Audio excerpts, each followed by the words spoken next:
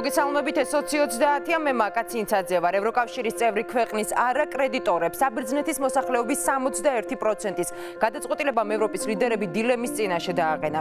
გააგრძელონ ქვეყნის ფინანსური მხარდაჭერა თუ გასასვლელი კარისკენ მიუთითონ. ევროჯგუფის ლიდერები ხვალ საგანგებოდ შეიკრიბებიან. დღეს კი მსოფლიო მედია იმაზე მსჯელობს, რამ განაპირობა ბერძნების არჩევანი. ევროკავშირის სიხისტემ თუ საბერძნეთის მთავრობის პოპულიზმმა, რა გავლენას მოახდენს ბერძენი ხალხის არჩევანი იქ მცხოვრებ საქართველოს მოქალაქეებზე. რამდენიმე წუთში 20-30 შეკითხვებს საბერძნეთში საქართველოს საგანგებო და სრულუფლებიანი ელჩი იოსებ ნანობაშვილი უპასუხებს. თბილისის ცენტრში კი შენობის დემონტაჟს 4 ადამიანი ემსხვერპლა. უბედური შემთხვევა თუ სამშენებლო უსაფრთხოების დარღვეული ნორმები. ბინაგებს პასუხს მსხვერპლზე. შინაგან საქმეთა სამინისტრომ გამოძიება დაიწყო. ამ თემაზე 20-30 შეკითხვებს თბილისის ზედამხედველობის სამსახურის უფროსი გეგი ნიჟარაძე უპასუხებს. დისკუსიაში კი მონაწილეობას მიიღებენ მენაშენეთა ასოციაციის თავმჯდომარე ირაკლი როსტომაშვილი და პროფკავშირების თავმჯდომარის მოადგილე გოჩა ალექსანდრია. და დღის კიდევ ერთი თემა. ბერეს ჭალაში გმირთა მოედნის ჩათვლით არაფერი უნდა ავაშენოთ. ეს განცხადება გარემოსა და ბუნებრივი რესურსების დაცვის მინისტრს ეკუთვნის. გიგლა აგულაშვილის არგუმენტები გადაცემის მეორე ნაწილში.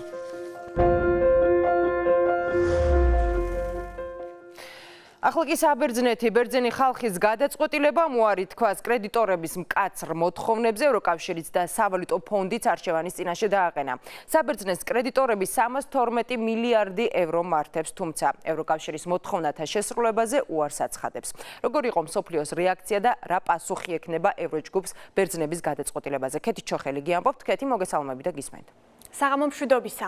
როგორი იქნება ევროპის პასუხი, ეს ხვალ ბრიუსელში დაგეგმილ საგანგებო სამიტზე გადაწყდება. ამ სამიტზე ევროპელი მაღალჩინოსნები კვლავად საბერძნეთისთვის კრედიტის გამოყოფის საკითხს განიხილავენ. ხვალ ალექსის ციპრასი ბრიუსელს საკუთარ წინადადებებს წარუდგენს. როგორც ცნობილი გახდა, ათენი ვალის 30%-ის ჩამოწერას ითხოვს.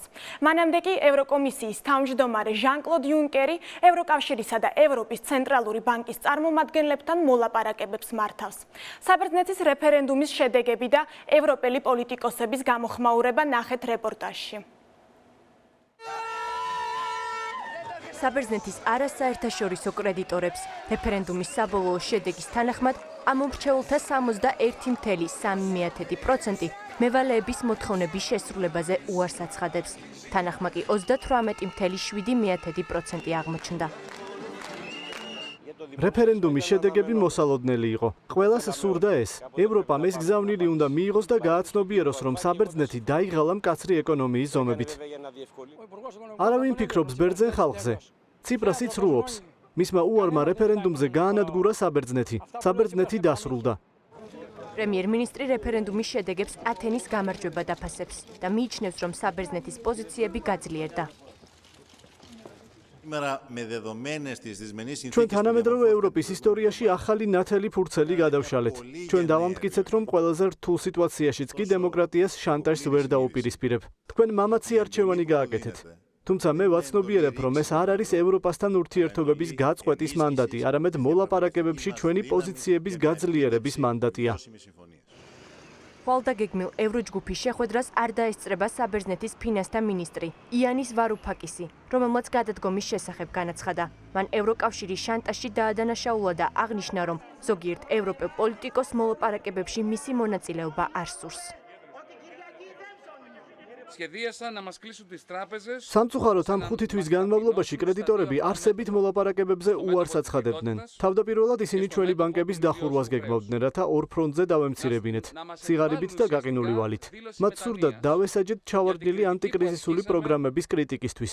სწორედ ეს იყო 25 ივნისს წაყენებული ულტიმატუმის მიზანი, რომელსაც ბერძენი ხალხი უკან აბრუნებს. ციპრასი დღეს პოლიტიკური პარტიების ლიდერებს შეხვდა, რომლებთანაც საერთაშორისო კრედიტორებთან მომავალ მოლაპარაკებებზე საერთო პოზიცია შეაჯერა. ევროჯგუფის თავმჯდომარე ათენს აფრთხილებს რეფერენდუმის შედეგების საბერძნეთის მომავალზე უარყოფითა დაისახება. საბერძნეთში ბანკები კვლავ დახურულია. ეს კი მოსახლეობის უკმაყოფილებას იწვევს. დასავლური გამოცემების მტკიცებით, რამდენიმე დღეში ბერძნული ბანკები ფინანსების გარეშე დარჩება. ფრანკფურტში ევროპის ცენტრალური ბანკის მმართველთა საბჭო საბერძნეთის ბანკების ფინანსურ მხარდაჭერაზე მსჯელობს. თუმცა საბოლოო გადაწყვეტილებას ევროჯგუფის შეხვედრის შემდეგ მიიღებს. ევროპარლამენტის თავმჯდომარე კი ათენის ჰუმანიტარული დახმარების აუცილებლობაზე საუბრობს. ჩვენ პატივი უნდა ვცეთ ბერძენი ხალხის არჩევანსა და სუვერენიტეტს. ფინანსთა მინისტრის დაპირება, რომ სამშაბათისთვის ბანკები გაიხსნება და ფული ხელმისაწვდომი იქნება, საკმაოდ რთულად და საშიშად მეჩვენება. მე დარწმუნებული ვარ, რომ კვირის განმავლობაში ბერძენი ხალხის მდგომარეობა კიდევ უფრო გართულდება. ამიტომ არაუგვიანეს სამშაბათისა ევროზონის სამიტამდე ჩვენ საბერძნეთის ჰუმანიტარული დახმარების საკითხი უნდა განვიხილოთ. ევროპელი ლიდერები ამბობენ, რომ რეფერენდუმის შედეგებმა სიტუაცია გაართულა, თუმცა აღნიშნავენ, რომ საბერძნეთთან მოლაპარაკებებისათვის კარი ღიაა. რეფერენდუმის შედეგების გამოცხადების შემდეგ ევროპული ინდექსების ვარდნა დაფიქსირდა. ერთ-ერთი ყველაზე აქტუალური კითხვა, რომელიც დღეს ისმის, დარჩება თუ არა საბერძნეთი ევროზონაში. წამყვანი საინვესტიციო ბანკების ანალიტიკოსები ამბობენ, რომ ქვეყანა სავარაუდოდ ევროზონას დატოვებს. საბერძნეთში განვითარებულ მოვლენებსა და მათ შესაძლო გავლენას საქართველოს ეკონომიკაზე ქართველი სპეციალისტებიც აფასებენ. თუკი რეფერენდუმის შედეგების შემდეგ ალექსის ციპრასი გამარჯვებას გამოაცხადებს, პროვოკაციას გააგრძელებს და დამატებით მოთხოვნებს დააყენებს, საბერძნეთის ევროზონაში დარჩენის ძალიან მცირე შანსი იქნება. შექმნილი სიტუაცია ევროზონისთვის ძალიან საშიშია. ჩემი მოსაზრებით იმის ალბათობა, რომ საბერძნეთი ევროზონას დატოვებს 80%-ია. ეს არის კატასტროფული სცენარი საფონდო ბირჟებისთვის. ამაზე უარესი შედეგი ვერ იქნებოდა, რადგან კრედიტორებისა და საბერძნეთის შეუთანხმებლობის შემთხვევაში შესაძლოა საბერძნეთმა ევროზონიდან გასვლა მოითხოვოს. პრობლემა იმაში მდგომარეობს, რომ ხელშეკრულება, რომელსაც ევროზონა ეფუძნება, არ ითვალისწინებს ევროზონიდან გასვლას. თუ ამ თანხებზე უარს ამბობს ქვეყანა, მაშინ მას ერთადერთი დეფოლტი ელოდება წინ და თანაც ამ დეფოლტის პირობებში ქვეყანა უნდა გამოვიდეს ევროზონიდან და უნდა მოახდინოს თქვა თავიდან აწყობა თავისი მონეტარული სისტემის. გარკვეულ ნაწილს ჩვენი ემიგრანტებისა მოუწევთ საბერძნეთის დატოვება. რა თქმა უნდა, ეს გარკვეული დარტყმა იქნება ჩვენი ეკონომიკისათვის მთლიანად, მაგრამ განუზომლად დიდი დარტყმა იქნება იმ ოჯახებისთვის. ამ წუთებში პარიზში ერთმანეთს ანგელა მერკელი და ფრანსუა ოლანდი ხვდებიან. დღესვე ბერძნული მხარის ინიციატივით ალექსის ციპრასა და ვლადიმერ პუტინს შორის სატელეფონო საუბარი შედგა. ორი ქვეყნის ლიდერება საბერძნეთის რეფერენდუმის შედეგები განიხილეს. რუსეთის პრეზიდენტი ბერძენ ხალხს მხარდაჭერას დაპირდა, თუმცა ჯერჯერობით უცნობია თუ რა სახის მხარდაჭერაზეა საუბარი. ძალიან დიდი მადლობა ქეთი ჩოხელი საუბრობდა პირდაპირ ეთერში და რა გავლენას მოახდენს საბერძნეთიდან შემცირებული გზავნილები ლარის კურსზე და საქართველოს ეკონომიკაზე. ეკონომისტი მიხეილ დუნდუა უპასუხებს ჩვენ შეკითხვებს. მიხეილ, მოგესალმები. ეკონომიკის მინისტრი მიხეილ გიორგი კვირიკაშვილი ამბობს, რომ ბოლო თვეების განმავლობაში საბერძნეთიდან ფულადი გზავნილები 15 მილიონით არის შემცირებული. იმის გათვალისწინებით, რომ ყველა ძალიან კარგად გვახსოვს ზოგადად გზავნილების გავლენა ეროვნულ ვალუტაზე. ლარის გაუფასურებას უნდა ველოდო თუ არა?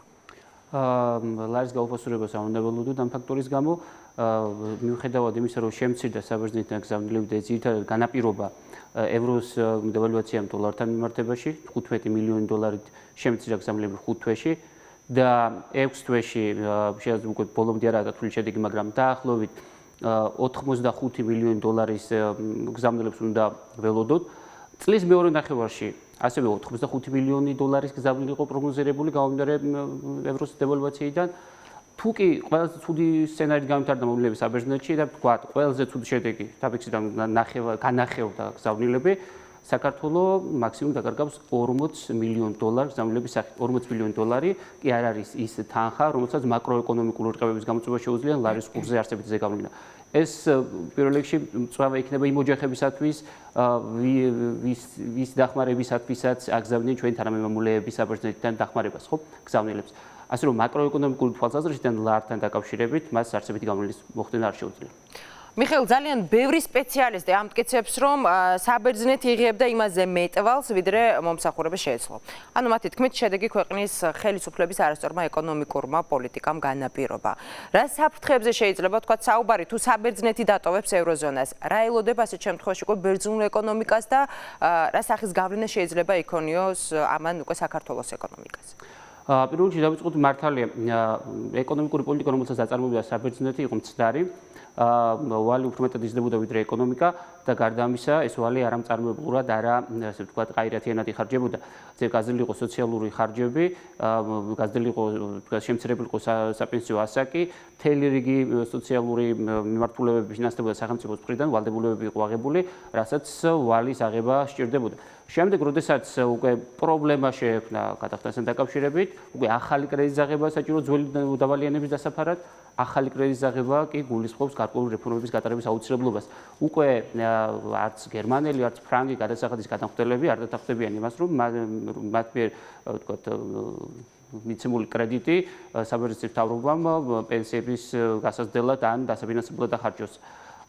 ძალიან მნიშვნელოვანია, რომ საბერძნეთის მხარემ გაითვალისწინოს ეს შენიშვნები, მიუხედავად იმისა, რომ რეფერენდუმზე გადაწყდა, რომ არ დაეთანხმოს კრედიტორების მოთხოვნას, ეს იმას არ ნიშნავს, რომ საბერძნეთმა უარი თქვა უარის მომსახურებაზე. საბერძნეთი უარს ამბობს მკაცრი ეკონომიკური რეფორმების გატარებაზე.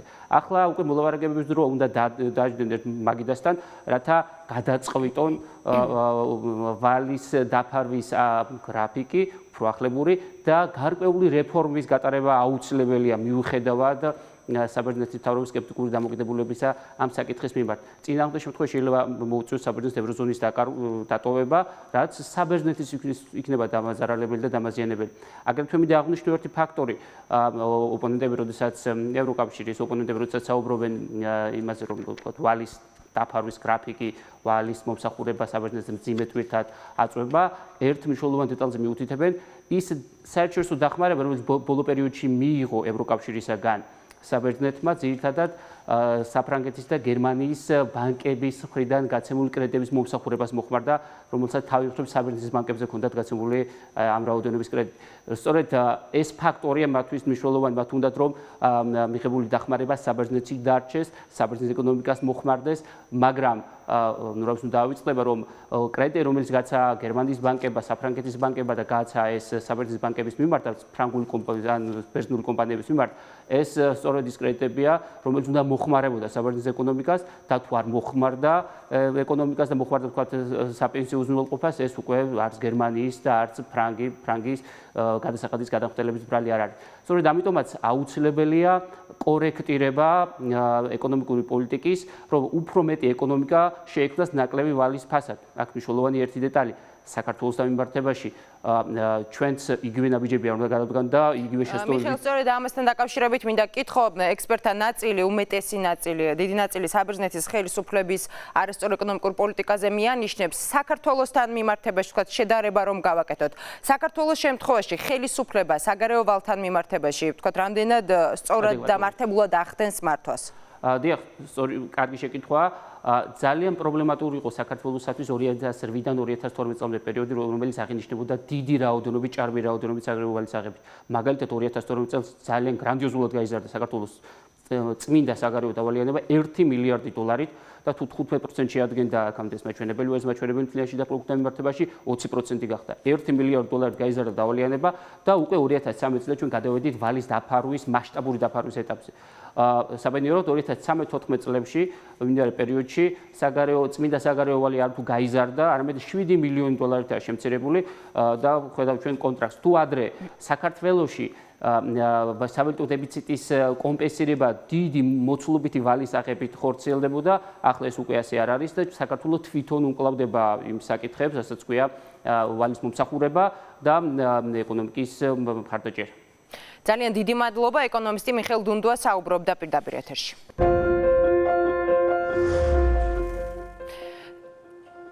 და დღეს კიდევ ერთი თემა. თბილისის ცენტრში შენობის ბოლო 2 სართულის ჩამოგრევას 4 ადამიანი ემსხვერპლა.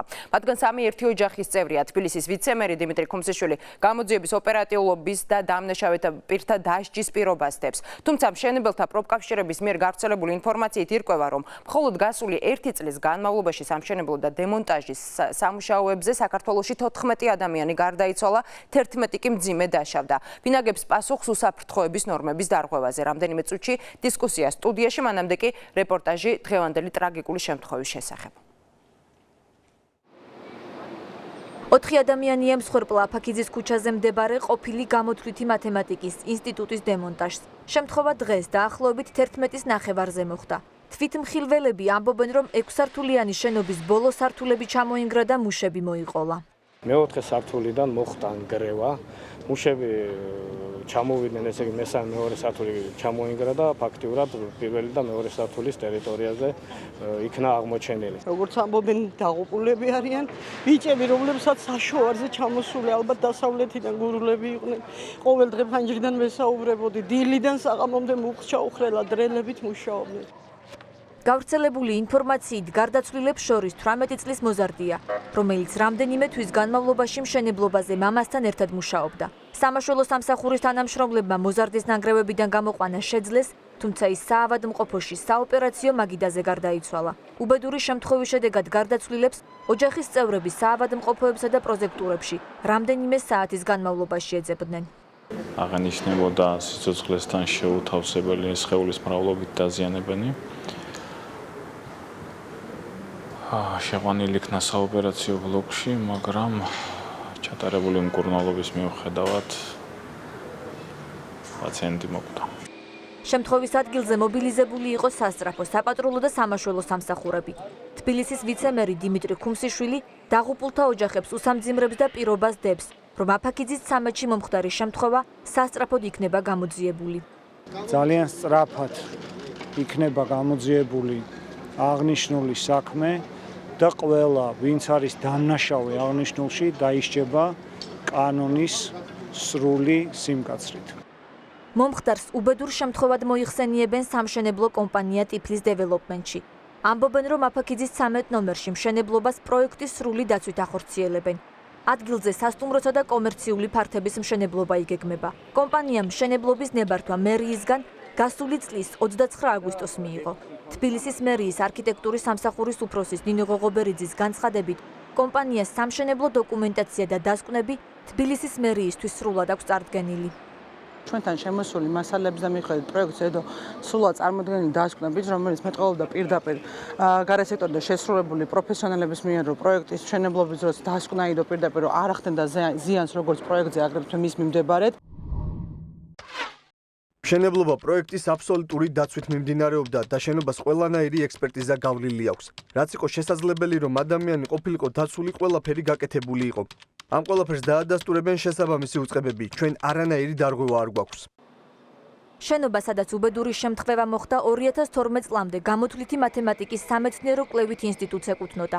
თუმცა 2012 წელს იმჟამინდელი პრემიერ-მინისტრის ვანო მერაბიშვილის განკარგულებით შენობა პირდაპირ მიყიდვის წესით შპს ახალ თბილისს გადაეცა, რასაც ინსტიტუტის 60-მდე თანამშრომლის პროტესტი მოჰყვა. აფაქიძის 13-ში მათემატიკის ინსტიტუტის ყოფილმა თანამშრომლებმა შენობის გასხვისება კიდევ ერთხელ დღესაც გააპროტესტეს. 32 წელი მუშაობდი აქ და არჩევნების წინა დღეებში მოხდა ის, რომ უკვე მოიტანეს საბუთი, რომ გაყიდული არის და იმის მერე ჩვენ სასამართლოები ვქონდა, მაგრამ ვერ მოვიგეთ. შინაგან საქმეთა სამინისტრომ საქმეზე გამოძიება უკვე დაიწყო. კომპანია ტიფლის ბიზნეს ცენტრის წარმომადგენლები დაკითხვაზე დაიბარეს. გამოძიება სისხლის სამართლის 240 მუხლით მიმდინარეობს, რაც სამშენებლო უსაფრთხოების წესების დარღვევას გულისხმობს. კომპანია ტიფლის ბიზნეს ცენტრის თანამშრომლები კი ამ დროისთვის დაკითხვაზე იმყოფებიან. ნინუცა კახნიაუს ვრთავთ პირდაპირ ეთერში ბოლო ინფორმაციით. ნინუცა, დასრულდა თუ არა დაკითხვა და რა განცხადებები გააკეთეს კომპანიის წარმომადგენლებმა? მოგესალმებით, ვაკე საბურთალოს სამმართველოში ტიფლის ბიზნეს ცენტრის წარმომადგენლების გია გელაშვილის და პაატა მესხიშვილის დაკითხვა რამდენიმე საათის განმავლობაში მიმდინარეობდა. პოლიციის შენობა გია გელაშვილმა რამდენიმე წუთის წინ დატოვა და მან ჩვენთან საუბარში განაცხადა, რომ მშენებლობის დროს უსაფრთხოების ყველანაირი ნორმა დაცული იყო და თუ რა მოხდა აფაქიძის 13 ნომერში, მისი თქმით ეს უკვე გამოძიებამ უნდა დაადგინოს. რა კითხვები ქონდა გამოძიებას თქვენთან?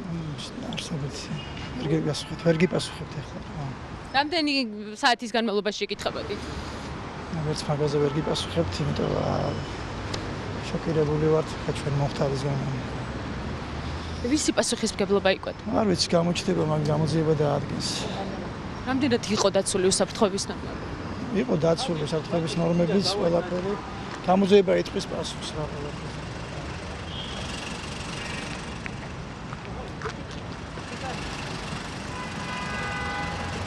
და მე შეგახსენებთ, რომ აფაქიძის 13 ნომერში მომხდარ ფაქტთან დაკავშირებით შინაგან საქმეთა სამინისტრომ გამოძიება უკვე დაიწყო. საქმე აღძრულია საქართველოს სისხლის სამართლის კოდექსის 240 მუხლის მეორე ნაწილით, რაც სამშენებლო უსაფრთხოების წესის დარღვევას გულისხმობს. ძალიან დიდი მადლობა პოლიციის სამმართველოდან ინცა კახნია ურგვერთობოდა პირდაპირ ეთერში და ამჯერად უკვე გადავდივართ სტუდიაში, სადაც სტუმრად იმყოფებიან გოჩა ალექსანდრია და ირაკლი როსტომაშვილი. ბატონებო, მოგესალმები, ძალიან დიდი მადლობა რომ დავთანხმდით და იღებთ მონაწილეობას. ბატონო გოჩა, მშენებელთა პროფკავშირების მიერ გავრცელებული ინფორმაციის და განცხადებიდან ხდება ცნობილი, რომ მხოლოდ გასული 1 წლის განმავლობაში სამშენებლო და დემონტაჟის სამუშაოებზე საქართველოში 14 ადამიანი არის გარდაცვლილი, 11 არის მძიმე დაშავებული. ვინ აგებს პასუხს ასეთ შემთხვევაში უსაფრთხოების ნორმების დაცვაზე? დიდი მადლობა მოწვევისთვის, ძალიან მძიმე თემას ვიხილავთ. მე დავამატებდი ჩემი კოლეგის მიერ გავრცელებულ ინფორმაციას იმას, რომ ბოლო 6 თვის განმავლობაში, აი ამ ახალი წლიდან დღემდე, უკვე 9 ადამიანია გარდაცვლილი, ეს რაც ჩვენთვის არის ცნობილი სამშენებლო სამუშაოებზე. მე საზოგადოებას შევახსენებ, ძალიან მარტივად გავიხსენებთ რამდენიმე მათგანს. 3 ადამიანი ხულოში გარდაიცვალა სულ რაღაც თვენახევრის წინ. ჰესის მშენებლობაზე, როცა ამწეკრანის ისარი გადაიხარა და ხარაჩო ჩამოვარდა, ერთი თურქეთის მოქალაქე, 2 ქართველი საქართველოს მოქალაქე, 2 ადამიანი ვარკეთილის დასახლებაში მშენებლობაზე ლიფტი და სამშენებლო ლიფტიდან ჩამოვარდა. ეხლა ეს 4 ადამიანი დაემატა. ანუ ასე ვთქვათ, სტატისტიკა კიდევ უფრო შემაშფოთებელი გახდა. არა ის რომ გასულ წელს 14 დაიღუპა, უკვე 6 თვეში 9 ადამიანი ყავს დაღუპული. აქედან გამომდინარე, მე ერთს დავამატებდი კიდე რომ აქ იყო შეკითხვა დასმული არ ვიცი სამშენებლო კომპანიის წარმომადგენლის მიმართ, ვინ არის დამნაშავე და ასე შემდეგ და ვის დასჯიან. მე მაინტერესებს უშუალოდ ეხლა ვიღაცებს კი დასჯიან, მაგრამ მე მაინტერესებს ვინ დასჯის მთავრობაში იმ ხალხს და პარლამენტში იმ ხალხს, ვინც ეწინააღმდეგება შრომის ინსპექციის შექმნას უკვე წლებია.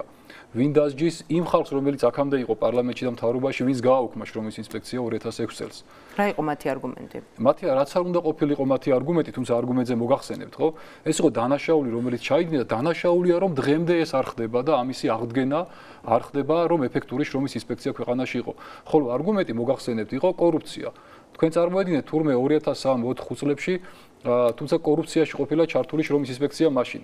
მაშინ როცა თვითონ შინაგან საქმეთა სამინისტრო, პროკურატურა, სასამართლო ჩაფლული იყო კორუფციაში თავდაპირველად, მაგრამ არავის საკანონმდებლო ორგანოდან ამ ეტაპზე და ამ დროისთვის სტუდიაში არავინ არ იმყოფება მოპასუხე მხარე.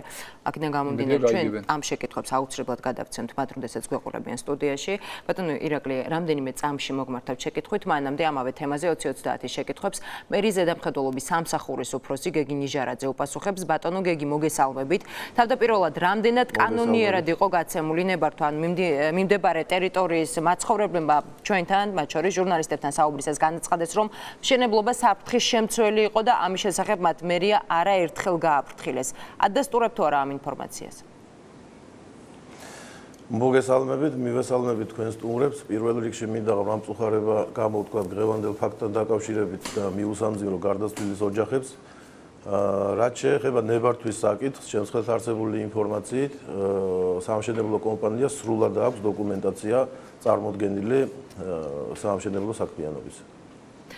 ბატონო გეგი, გაგაცნობთ ერთ-ერთი მაცხოვრებლის ნინო ურუშაძის განცხადებას, რომელიც დაახლოებით ასეთი შინაარსის არის. ძალიან ბევრს ვაფრთხილებდი და ძალიან ბევრს ვიბრძოდი. არქიტექტურის სამსახურიც გავაფრთხილე. ზედამხედველობის სამსახურიც მერთანაც შევედი, მაგრამ ყურად არ იღეს. მერს წერილი გადავეცი, სადაც წერია, რომ ეს მშენებლობა საფრთხის შემცველია და ყველას უფლება ირღვევა. საჩივარი 1 ივნის შევიტანე, ზედამხედველობის სამსახური კი 26 ივნის მობრძანდა. მანამდე იმ ადამიანმა 3 სართული ააშენა, საძირკველი ამოთხარა. ზედამხედველობის სამსახურმა გვითხრა, რომ სასამართლოში უნდა იჩივლოთო. ბატონო გეგი, რატომ არ მიაქციეთ მოსახლეობის მოთხოვნას ყურადღება? მოსახლეობის მოთხოვნას ჩვენ მინდა მოგახსენოთ, რომ ჩვენ ყოველთვის ყურადღებას ვაქცევთ აღნიშნული ქალბატონის განცხადებასთან დაკავშირებით. ჩვენი სამსახური გამოცხადდა ადგილზე, ვინაიდან მისი პროტესტი ეხებოდა ნებართვას, ჩვენი სამსახურის თანამშრომლებმა განუმარტეს მას, რომ უნდა მიემართათ სასამართლოსთვის აღნიშნული ნებართვის გაუქმებასთან დაკავშირებით. ბატონო გეგი, უნდა ველოდოთ თუ არა მშენებლობის დაკონსერვებას? სანამ გამოძიება არ დასრულდება, შემშენებლობა რასაკვირველია შეჩერდება. მინდა მოგახსენოთ ის გარემოებაც, რომ ჩვენი სამსახური ყოველდღიურ რეჟიმში აკონტროლებს ასეთ მშენებლობებს, მაგრამ მოქმედი კანონმდებლობის მიხედვით ტექნოლოგიურ პროცესებში ვერ ერევა. შენობის ექსპლუატაციაში მიღებამდე. იმის გათვალისწინებით, რომ კომპანია ტიფლის ბიზნეს ცენტრის წარმომადგენელმა ჩვენი თხოვნა პირდაპირ ეთერში სტუმრობასთან დაკავშირებით ფაქტობრივად უპასუხო დატოვა, ამიტომ თქვენ უნდა გკითხოთ, რა შენდებოდა ამ ტერიტორიაზე და ვინ აკონტროლებდა? ამ ტერიტორიაზე ჩვენი ინფორმაციით შენდებოდა ბიზნეს ცენტრი. რაც შეეხება კონტროლს, რამ ხრივ მეკითხებით კონტროლს, კითხვა თუ შეიძლება რომ დამიზუსტოთ. პასუხისმგებელი ვინ არის ამ შემთხვევაში იმაზე, რაც მოხდა? უსაფრთხოების ნორმებზე საქართველოს მთავრობის 2009 წლის 57 დადგენილების 94 პრივამოფლით ხელთ მაქვს ეს დოკუმენტი. მშენებლობის უსაფრთხოებისთვის პასუხისმგებლობა ეკისრება დამკვეთს შესაბამისი დოკუმენტის ავტორს, შემსრულებელს. რაც შეეხება პროექტის მიხედვით მიმდინარე მშენებლობას, ამას აკონტროლებს ზედამხედველობის სამსახური. და მიმდინარეობდა პროექტის მიხედვით მშენებლობა. მინდა დავამატო აქვე, რომ ჩვენს მიერ შემოწმებული იყო ეს ობიექტი დოკუმენტალური კუთხით, მათ წარმოგვიდგინეს შესაბამისი საექსპერტო დასკვნები, რომელიც ამჟამად მე ხელთ მაქვს. თქვენი საუბრიდან გამომდინარე პასუხისმგებლობა ტიფლის ბიზნეს ცენტრის პასუხისმგებლობის საკითხი დადგება სავარაუდოდ. მოქმედი კანონმდებლობიდან გამომდინარე ვლაპარაკობ. ეკისრება ამ კომპანიას პასუხისმგებლობა. საქმეთა მწარმოებელს ან დამკვეთს. ბატონო გეგი, 4 ადამიანი არის გარდაცვლილი. ვინ უნდა დაეხმაროს გარდაცვლილთა ოჯახებს? ამაზე მე ჯერჯერობით პასუხს ვერ გაგცემთ. მიმდინარეობს კონსულტაციები, მე როგორც ვიცი, მერიაში და ამასთან დაკავშირებით მიიღებენ გადაწყვეტილებას. და ასევე საინტერესოა. მე არ მაქვს ეს ინფორმაცია სამწუხაროდ ვერ გაგცემთ პასუხს ამაზე. საინტერესოა ბატონო გეგი, რა ხდება თქვათ ამ ხრივ დედაქალაქის სხვა ქუჩებზე, იგივე სხვა მშენებლობებზე? აკონტროლებთ მათ, ანუ ერთია თქვათ ნებართვის გაცემა ან გეგმის წარდგენა მერიაში და მეორეა თქვათ რამდენად არის თანხმედრაში წინასწარ შეთანხმებული გეგმა და მიმდინარე სამუშაოებთან? რასაკვირველია, ინტენსიურ რეჟიმში და ყოველდღიურად ვაკონტროლებთ მიმდინარე მშენებლობებს. კიდევ ერთხელ მინდა გავიმეორო კანონმდებლობის მოქმედი კანონმდებლობით, მაგრამ სამწუხაროდ თუ საუბედუროთ, როგორ თქვა არ ვიცი, დღეის მდგომარეობით ტექნოლოგიურ პროცესებში მშენებლობის დროს ზედამხედველობის სამსახური ვერ ერევა. უსაფრთხოების ნორმების დარღვევის გამო რომელიმე კომპანია, ბატონო გეგი, დაგიჯარიმებიათ, რამდენად დიდია თქვათ ასეთი კომპანიების რაოდენობა? უსაფრთხოების რასაკვირველია დაგვიჯარიმებია. ამჟამად ზუსტ ციფრს ვერ გეტყვით, იმიტომ რომ არ ველოდი ამ შეკითხვას. დაინტერესების შემთხვევაში ჩვენ შეგვიძლია ამოვიღოთ სტატისტიკა და მოგაწოდოთ. ძალიან დიდი მადლობა. მადლობთ. მე ზედამხედველობის სამსახურის უფროსი გეგი ნიჟარაძე გვერდებოდა პირდაპირ ეთერში. მე კიდევ ერთხელ შეგახსენებთ, ჩვენთან სტუდიაში სტუმრად იმყოფებიან ამჯერად უკვე ირაკლი როსტომაშვილი და გოჩა ალექსანდრია. ბატონო ირაკლი, თქვენ მოგმართავთ ამჯერად უკვე შეკითხვით, ვინ არის პასუხისმგებელი მშენებლობის უსაფრთხოებაზე? ანუ ვინ არის თქვენი შეფასებით პასუხისმგებელი თუნდაც აი ამ კონკრეტულ შემთხვევაზე? კონკრეტულ შემთხვევაზე სანამ არ გაირკვევა რა მოხდა, მე ყოველგვარში მე არანაირი ინფორმაცია არ მაქვს, გარდა იმისა, რაც ტელევიზიით მოვისმინე, აქ შეიძლება იყოს მთელი სხვადასხვა მიზეზი. დაწყებული იმითი, რომ არასწორად იყო დაგეგმილი თვითონ დემონტაჟის სამუშაოები, დამთავრებული, თქვათ, მაგალითად, არასწორად იყო დაგეგმილი, როგორც თქვენ განაცხადეთ, თქვათ, დემონტაჟის ნებისმიერ სამშენებლო თუ დემონტაჟის თუ დაშლის თუ რაღაც სამუშაოებს ჭირდება პროექტი. ეს პროექტი არის როგორც შრომის ორგანიზაციის პროექტი, ასე თვითონ დემონტაჟის წარმოების პროექტი. გამოყენებული ტექნიკა როგორ უნდა ხდებოდეს, რა რიგობრიობით უნდა ხდებოდეს და შესაბამისად აუცილებელი არის სწორედ კვალიფიციური მუშახელი. ხშირ შემთხვევაში ეს ჩვენი ძალიან სერიოზული პრობლემაა, არიან არაკვალიფიცირებული მუშახელი, რომელიც სამწუხაროდ ასეთ შემთხვევაში ვისი პასუხისმგებლობის? ცხადია დამკვეთის და ცხადია იმის, ვინც ამ სამუშაოს იძლევა. მაგრამ პრობლემა ქალბატონო მაგა მე ბევრად უფრო შორს მიმავალ პრობლემას ვხედავ და ეს პრობლემა არის სამწუხაროდ ჩვენ ქვეყანაში მივედით იქამდე და დღეს აი ეს მდგომარეობაა, რომ საინჟირო აზრი სწორედ გამიგეთ, საერთოდ წარმოდგენილი არ არის ხელისუფლებაში. ანუ გადაწყვეტილების მიმღებთა შორის არც ერთი ადამიანი არ არის, ვინც აზროვნებს ინჟინრულად. ეხლა ეს ცოტა რომ განვმარტო, იცით, არის ჰუმანიტარის აზროვნება, არის ყველა ადამიანს აქვს თავისი აზროვნების საინჟინრო აზროვნება, როგორც თქვენ აცხადეთ. კონკრეტულად რომელი თანამდებობის პირს მოეთხოვება და იცით, კონკრეტულად თანამდებობის პირები შეიძლება ეხლა არ იყოს იმის დრო რომ ჩამოთვალოთ, მაგრამ მე მაინც მაგალითისთვის რომ გითხრათ. ყველს ვერ ექნება ბუნებრივია. ნუ მთავრობაში ნახევარი ალბათ უნდა იყოს საინჟინრო აზროვნების, საინჟინრო წყობის ადამიანი. მე ვერ ვიტყვი. მანდარი ადამიანის აზროვნების წყობა არის, ჰუმანიტარული აზროვნება არის საინჟინრო აზროვნება. დღეს ეს ბალანსი ამოგდებულია ქვეყანაში. კი ბატონო, გასაგებია. ბატონო გოჩა, თქვენ საკმაოდ ხშირად საუბრობთ იმაზე, თუ ვთქვათ, რომ ამ თუ იმ საწარმოში ერღვევა იგივე შრომის უსაფრთხოება, ხომ? ხშირ შემთხვევაში სამშენებლო კომპანიები დაქირავებულების მიერ დარღვეულ ნორმებზე მიუთითებენ ანალოგიურ შემთხვევებში, თქვათ, ასეთ შემთხვევაში ბატონმა ირაკლიმაც ნაწილობრივ უკვე ისაუბრა. ვინ არის პასუხისმგებელი და უნდა ახორციელებდეს თუ არა, თქვათ, იგივე დეველოპერული კომპანია მონიტორინგს. არის თუ არა ის პასუხისმგებელი იმაზე, რაც სამწუხაროდ ამ შემთხვევაშიც მოხდა. რასაკვირველია დეველოპერული კომპანიას და საქმის წარმოებელი, ანუ მშენებელი კომპანიას პასუხისმგებელია, მაგრამ მე ისევ დავუბრუნდები სახელმწიფოს პასუხისმგებლობის ამბავს. თქვენ აქ შეკითხვები დაუსვით ბატონ გეგის, სხვა, ასე ვთქვათ, კიდე სხვაგვარი შეკითხვებიც დაისვა და არავინ არ ახსენებს სახელმწიფოს. მე კვლავ და კვლავ ამბობ, პასუხისმგებელი არის სახელმწიფო. მოქალაქის წინაშე. რა ის ითხოვთ სახელმწიფოსგან? ეს კონკრეტულად რომ თქვენ არ გენიშნათ ბატონმა გეგი ბრძანა ბოლოს და დააკონკრეტა და მას თავშივე უნდა ეთქვა ის, რომ ზედამხედველობის სამსახური, როგორც თბილისის, ისე ნებისმიერი მუნიციპალიტეტის პასუხისმგებელი არ არის სამუშაოს წარმოების შემოწმებაზე.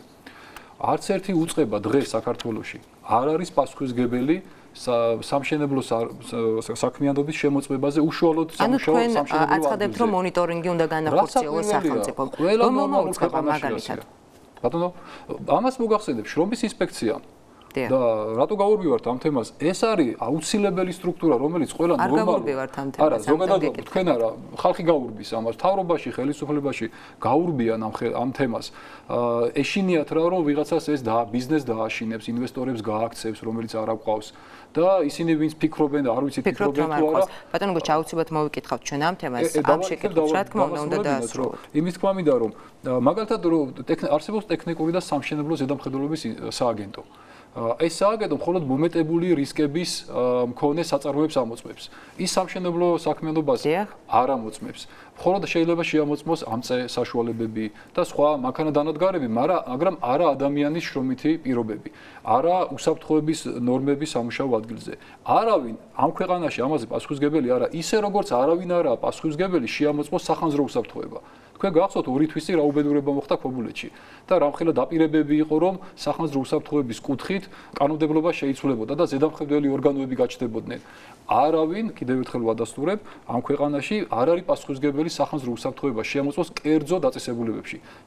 არ გულისხმობს საჯარო დაწესებულებებს და აეროპორტებს და საკანონმდებლო დონეზე ითხოვთ ცვლილებას. დიახ, რასაკვირველია და პასუხი გაგვცეს უნდა ხელისუფლებამ, არა კომპანიამ, მხოლოდ კომპანია პასუხი უნდა აგოს, რა თქმა უნდა, სისხლის სამართლებრივი წესი და სხვა ასე შემდეგ.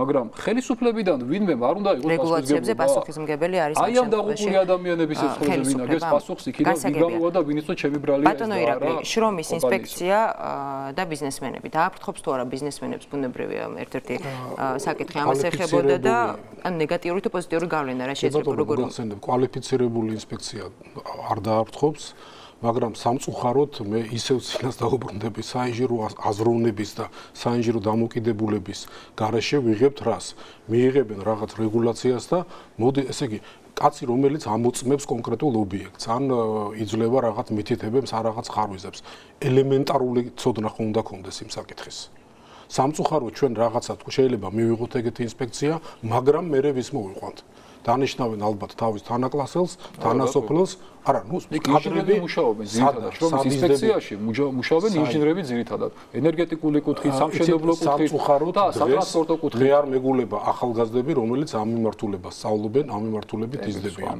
არა, ხო და ძალიან ცუდია. ან თქვენ აცხადებთ, რომ საჭირო რეგულაციების გამკაცრება. რეგულაციების არ არსებობს გამკაცრება კი არა, შემოტანა, რაც არ არსებობს, რაც გავამკაცრებთ. რეგულაციების გამკაცრება არ არის თვითმიზანი, რეგულაციების გამკაცრება უნდა იყოს, იმიტომ რომ რეგულაციები არის ერთადერთი დარგი, ეს არის სამშენებლო დარგი, რომელიც მეტნაკლებად მუშაობს ქვეყანაში და ცხადია ყველა პრობლემა, რაც კეთდება, მაგალითად არ გვინდა რეგულაცია შემოვიღოთ პირობითა ტაქსებზე. რატო არ გვინდა? რატო არ გვინდა ეგ დათვალიერება შემოვიღოთ? მე არ ვიცი, ვის არ უნდა, ცუდია თუ ვინმეს არ უნდა. არა, მაგას ვიძახი. მე პირდაპირ გეტყვით ახლა, არ გვინდა, მე ამას მენაშენთა ასოციაცია ვაყენებთ ამ საკითხს. მე უბედურება უნდა მოხდეს და მე დავიწყებთ კომისიების შექმნას, მისამძიბრებას, რაღაცა პროკურატურა შეისწავლის, პოლიცია.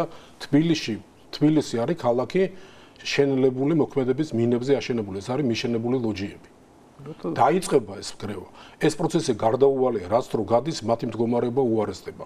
ამ საკითხს ვაყენებთ, ამას ჭირდება შესწავლა, ამას ჭირდება კონკრეტული ნაბიჯების ამ საკითხს ბატონო ირაკლი აუცილებლად მოვიკითხავთ სამწუხაროდ ჩვენთვის განკუთვნილი დრო ამოიწურა ძალიან ბევრი შეკითხვა დასვით გადაცემის მსვლელობისას ჩვენ ამ შეკითხვებს შესაბამის რელევანტურ უწყებებს და ასე შემდეგ მივაწვდით და ძალიან დიდი იმედი მაქვს რომ მოვისმენთ მათგან ძალიან კონკრეტულ პასუხებს. ძალიან დიდი მადლობა იმისთვის რომ დაგვეთმეთ დრო 20-30 შეკითხვებს მენეჯერთა ასოციაციის თავმჯდომარე ირაკლი როსტომაშვილი და პროფკავშირების თავმჯდომარის მოადგილე გოჩა ალექსანდრია პასუხობდნენ. ახლა კი რეკლამის შემდეგ კვლავ ვერესხეობა და გარემოს დაცვის მინისტრის პოზიცია.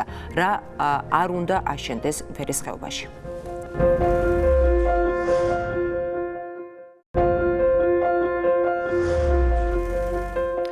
ბრუნდებით პირდაპირ ეთერში თქვენ უყურებთ 20-30. გარემოს დაცვის მინისტრი ამბობს, რომ ვერეს ჭალაში გმირთა მოედნის ჩათვლით არაფერი უნდა აშენდეს. პარალელურად კი თბილისის მერიას ვერესხეობის მაჰეტენიზაციის პროექტით მიმართავენ. რამდენად გაითვალისწინებს ვერესხეობის დაგეგმარებაზე მომუშავე სპეციალური სამთავრობო კომისია?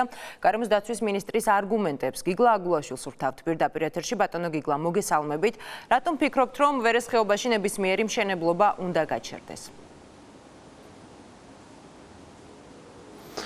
ამას მარტო მე არ ფიქრობ, ეს არ არის ჩემი პერსონალური აზრი, ამას ფიქრობენ ჩვენი სპეციალისტები, რომლებმაც შექმნეს საკმაოდ ფართო მოცულობითი ნამუშევარი დასკვნა იმ მოვლენებთან დაკავშირებით და მის გამომწვევ მიზეზებთან დაკავშირებით, რაც მოხდა 13-14 რიცხვში და ამავე დროს ჩვენმა სპეციალისტებმა შეიმუშავეს რეკომენდაციები და ამ რეკომენდაციების ერთი ნაწილი ერთი კონკრეტული დეტალი ამ რეკომენდაციას ითვალისწინებს, რომ არ არის სასურველი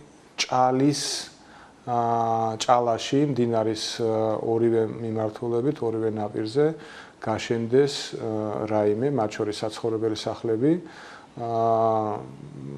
ამ რეკომენდაციებში არის მითითება იმაზეც, რომ ავტოსატრანსპორტო მაგისტრალი სასურველია გადიოდეს თუ ის იქნება მდინარის ერთ ნაპირზე, ხოლო ის თუ მაინც და მაინც გადაკვეთს მდინარეს, ასეთ შემთხვევაში გვირაბების ნაცვლად გამოყენებული იქნას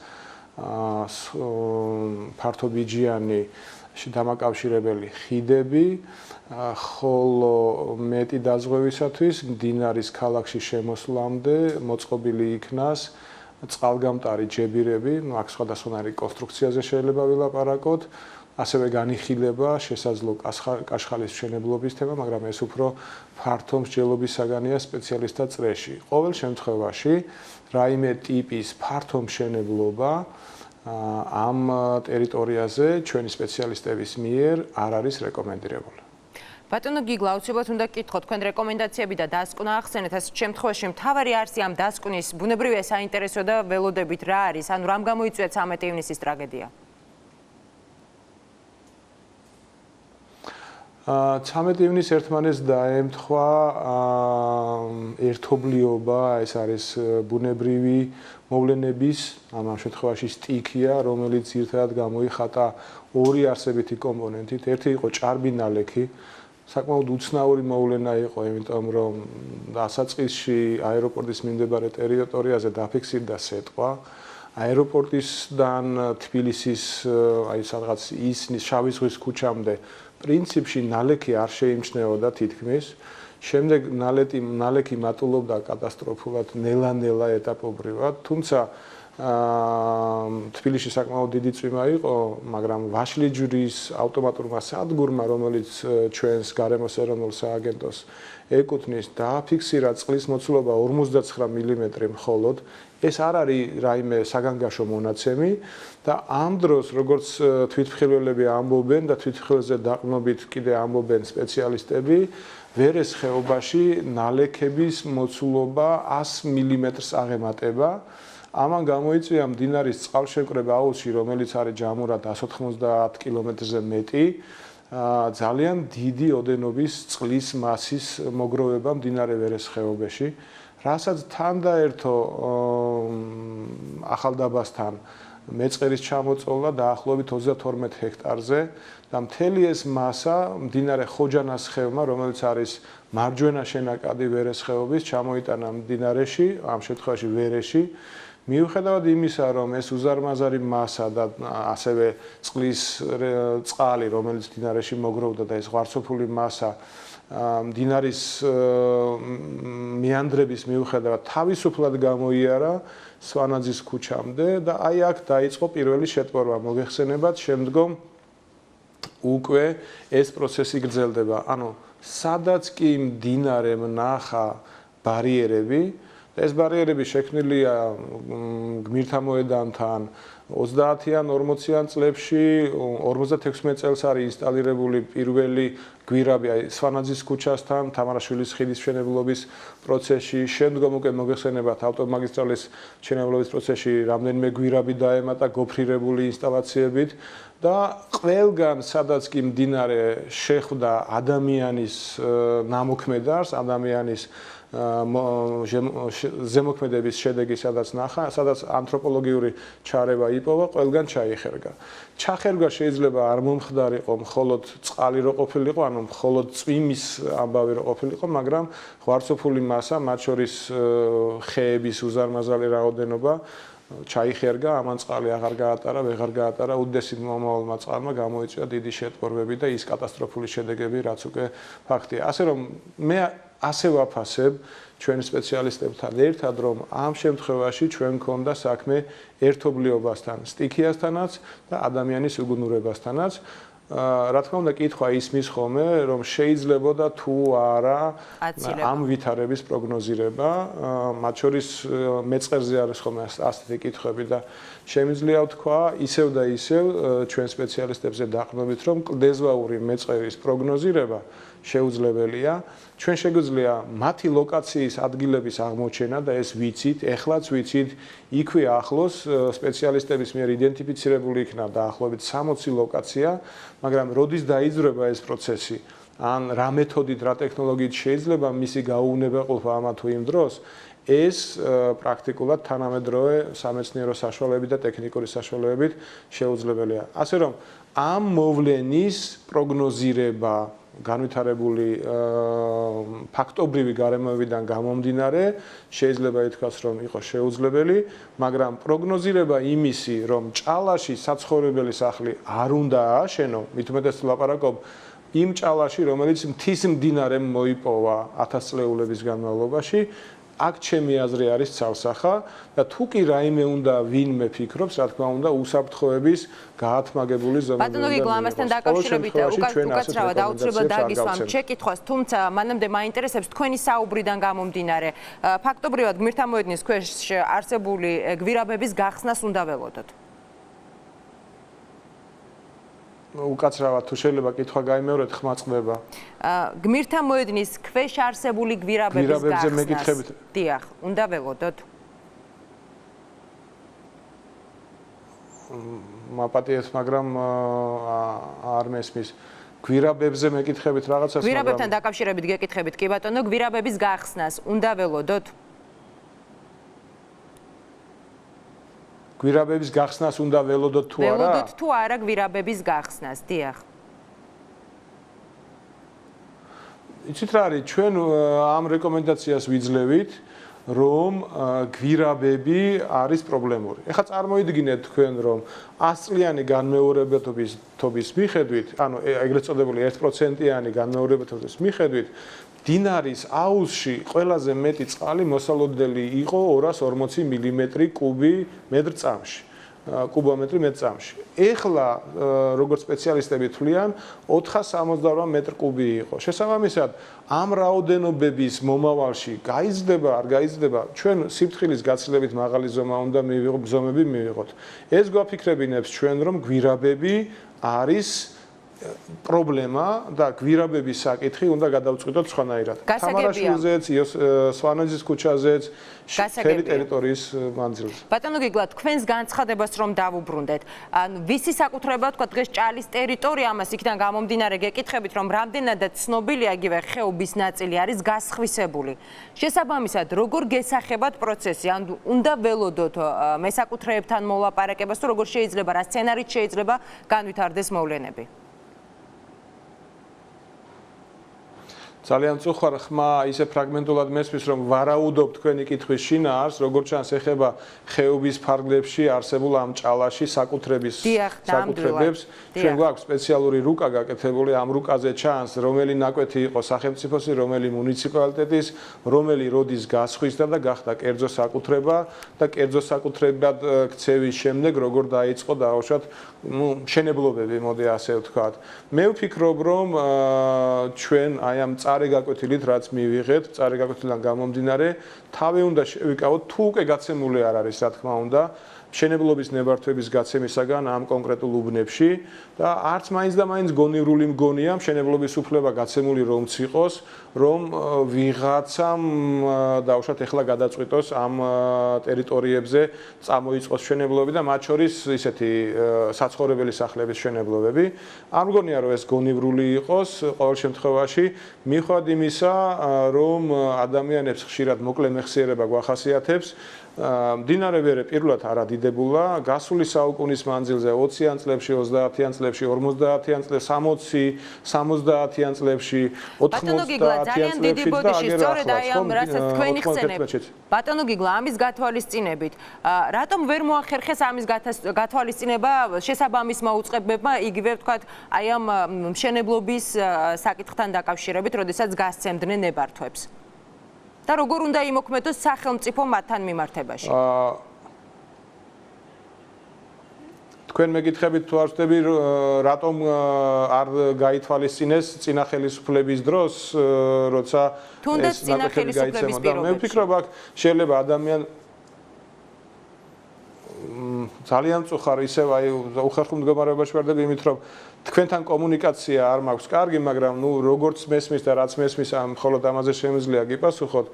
მე მგონია რომ აქ ადგილი გვაქვს ხოლმე ხშირად ადამიანურ სიხარბესთან, როდესაც ამ ტიპის ადგილები, ნაკვეთები იქცევა ხოლმე ყიდვა-გაყიდვის ობიექტად.